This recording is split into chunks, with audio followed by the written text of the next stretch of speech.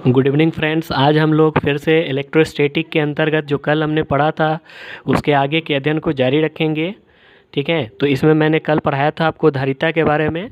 आपको परिभाषा याद होगा कि किसी चालक के द्वारा आवेश संग्रहित करने की क्षमता उसकी धारिता होती है, या किसी चालक को दिए गए आवेश और उसके विभव के अनुपात को धारिता कहते हैं। फ्रेंड्स, धारिता का ऐसा ही मात्रक फैराड होता है, इसको आप ध्यान में रखेंगे। फिर अगला टॉपिक हमने पढ़ा था धारिता को प्रभावित करने वाले कारक। तो धारिता को मुख्यतः ये 4 कारक प्रभावित करते हैं: चालक का आकार, आकृति, आसपास का माध्यम और अन्य चालकों की उपस्थिति। फ्रेंड्स, किसी चालक का आकार जितना ज़्यादा होगा उसका पृष्ठीय क्षेत्रफल उतना ही अधिक होगा। ऐसी परिस्थिति में उसकी धारिता जो है वो बढ़ जाएगी। इसी तरह से आकृति बदलने पर, किसी चालक की आकृति बदलने पर भी उसकी धारिता प्रभावित होती है, क्योंकि आकृति बदलने पर पृष्ठीय क्षेत्रफल में परिवर्तन हो जाता है। तो अगर किसी चालक की आकृति बढ़ा देने पर, आकृति परिवर्तित कर देने पर उसका पृष्ठीय क्षेत्रफल में वृद्धि हो जाती है, तो ऐसी परिस्थिति में उसकी धारिता भी परिवर्तित हो जाएगी, बढ़ जाएगी। इसके बाद तीसरा पॉइंट है आसपास का माध्यम। चालक के आसपास जो भी माध्यम है उसकी सापेक्षिक विद्युतशीलता, एप्सिलॉन आर का ये मीनिंग होता है। तो सापेक्षिक विद्युतशीलता जितनी बढ़ेगी उतनी ज़्यादा उसकी धारिता बढ़ेगी। और फोर्थ पॉइंट, जिसका एक्सप्लेनेशन मैंने कल नहीं किया था, आज इसको हम समझते हैं।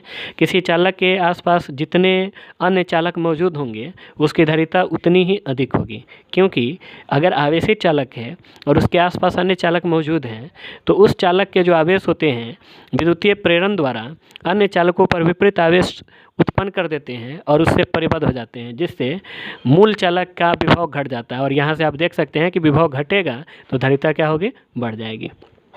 तो अन्य चालक जितने ज़्यादा मौजूद होते हैं किसी चालक के चारों तरफ, उस चालक की धारिता उतनी अधिक बढ़ जाती है। इसके बाद अगला पॉइंट है संधारित्र। संधारित्र क्या है, इसको समझने के लिए पहले एक ये आंकड़ा देखिए। अगर हमें कोई ऐसा गोलीय चालक बनाना हो जिसकी धारिता मात्र 1 फैराड हो, तो ऐसे गोलीय चालक का साइज जो है 9 × 10⁻⁹ मीटर होना चाहिए। यानी कि उस गोलीय चालक की त्रिज्या इतनी होनी चाहिए। ये त्रिज्या जो है, अगर आप देखें तो ये त्रिज्या जो है पृथ्वी की त्रिज्या से भी बड़ी है। पृथ्वी की त्रिज्या 6400 किलोमीटर, उससे भी ये ज़्यादा है, उससे ज़्यादा ये है। तो ऐसी परिस्थिति में इतना बड़ा चालक बनाना पॉसिबल है नहीं।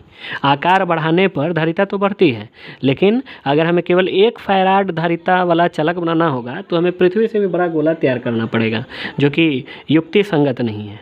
तो इसी कमी से निपटने के लिए संधारित्र का आविष्कार किया गया। तो संधारित्र क्या है, इसको आप समझ लीजिए। संधारित्र जो है एक ऐसा युक्ति है, एक ऐसा सिद्धांत है जिसके माध्यम से किसी चालक का आकार बढ़ाए बिना उसकी धारिता बढ़ा दी जाती है। तो हम लोग संधारित्र की परिभाषा देंगे कि संधारित्र वह युक्ति है जिसमें चालक का आकार बढ़ाए बिना उसकी धारिता बढ़ा दी जाती है। अब कैसे ये काम करते हैं तो आप इस फॉर्मूला से समझ सकते हैं।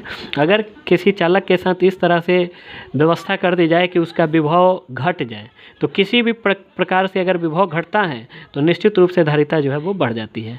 संधारित्र में इसी थ्योरी का प्रयोग किया जाता है। देखते हैं संधारित्र का सिद्धांत। संधारित्र, कोई भी संधारित्र का सामान्य सिद्धांत यह है कि किसी संधारित्र में मुख्यतः 2 प्लेटें होती हैं जो एक दूसरे से कुछ दूरी से, d दूरी मैंने यहाँ लिखा है, कुछ दूरी से अलग होती हैं।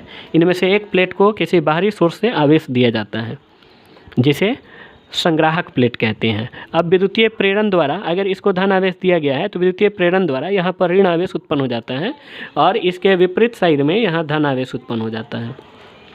ऋण आवेश उत्पन्न होने की वजह से ये धन आवेश जो है थोड़ा इस ओर ज़्यादा अट्रैक्टेड हो जाता है, जिससे कि इस प्लेट के विभव में या इस चालक के विभव में थोड़ी कमी आ जाती है। फलतः जो है विभव में कमी आने से धारिता जो है बढ़ जाती है। विभव जैसे जैसे घटेगा धारिता वैसे बढ़ती है। इसकी धारिता और बढ़ाने के लिए क्या कहता है कि ये जो बाहरी प्लेट है, दूसरा जो प्लेट है, इसको जो है भूधृत कर दिया जाता है, अर्थेड कर दिया जाता है।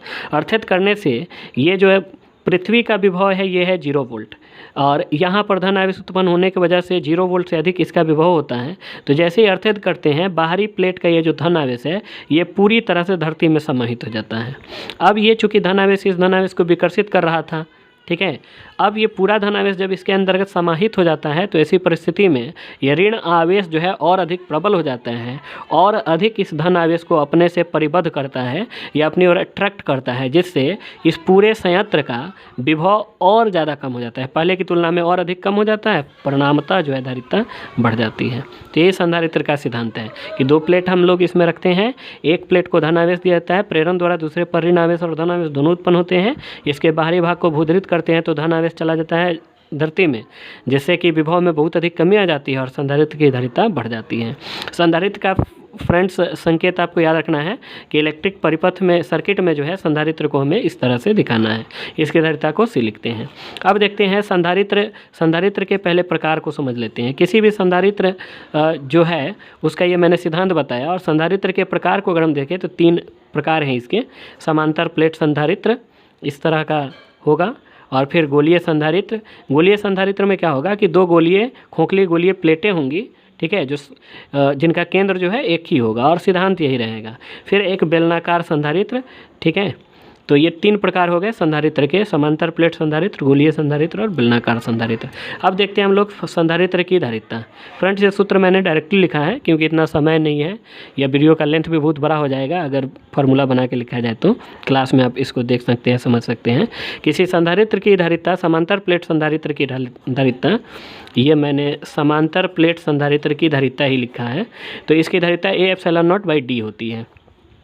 अब इससे आप समझ सकते हैं कि संधारित्र की धारिता इसके जो प्लेट हैं इसके क्षेत्रफल, ये A का मतलब इसका एरिया हो गया, इसके क्षेत्रफल के समानुपाती होती है, ठीक है। और प्लेटों के बीच की दूरी के व्युत्क्रमानुपाती होती है। दूरी जितनी ज़्यादा होगी धारिता उतनी कम, दूरी जितनी कम होगी धारिता उतनी ज़्यादा।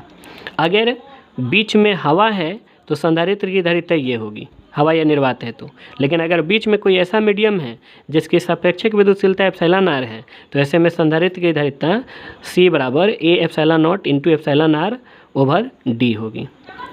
चूँकि धारिता जो है सापेक्षिक विद्युतशीलता के समानुपाती होती है, इसलिए इसको हम लोग बटा के ऊपर ही रखेंगे। इसी के साथ ये वीडियो जो है ख़त्म होता है।